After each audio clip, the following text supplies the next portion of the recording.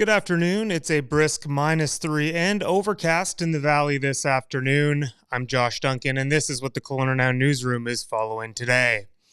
A popular downtown Colona spa has unexpectedly shut its doors, citing unforeseen circumstances as the reason for their closure. Amora Day Spa's website says that it's with heavy hearts they announced their sudden closure.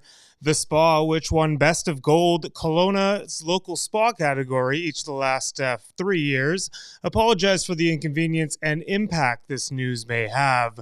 The statement from the Amora team added that it's been their utmost pleasure to serve the community over the years, and they hope people will continue to prioritize self-care and wellness in their absence.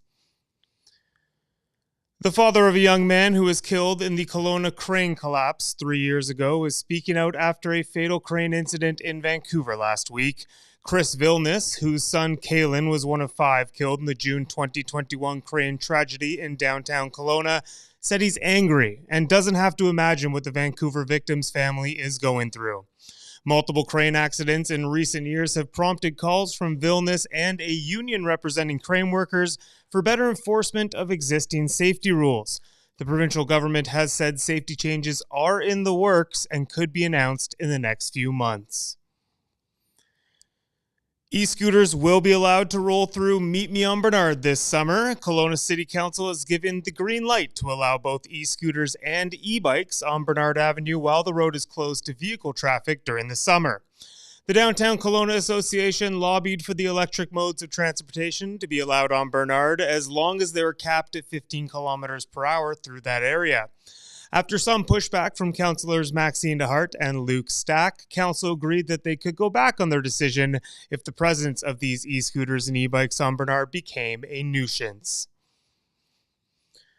A months-long closure of Southernland Avenue between Gordon Drive and Ethel Street begins on Wednesday. The stretch of road will be shut down until the summer as crews begin construction on the latest phase of the Southernland Active Transportation Corridor project. The new ATC will feature a bidirectional cycle track, LED streetlights, intersection improvements, new crosswalks, and utility upgrades. The city said the construction hours for the project are 7 a.m. until 5 p.m. on weekdays, but some work may happen in the evenings and on weekends to minimize the overall length of the closure. Sticking with the roads, but heading out of town, a winter storm watch has been issued for BC interior highways, and people are being urged to avoid travel if possible. Environment Canada is predicting close to 30 centimeters of snow on the Coquihalla, Trans-Canada, and Highway 3 between this evening and Thursday. The weather agency also warned of winds gusting up to 50 kilometers per hour.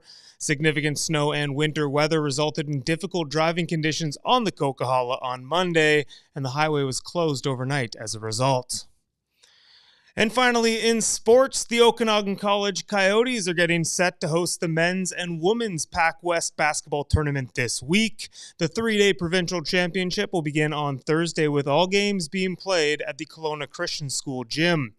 Teams will be battling for the conference gold medal and a berth in the Canadian Collegiate Athletic Association's national championship, and that takes place in March.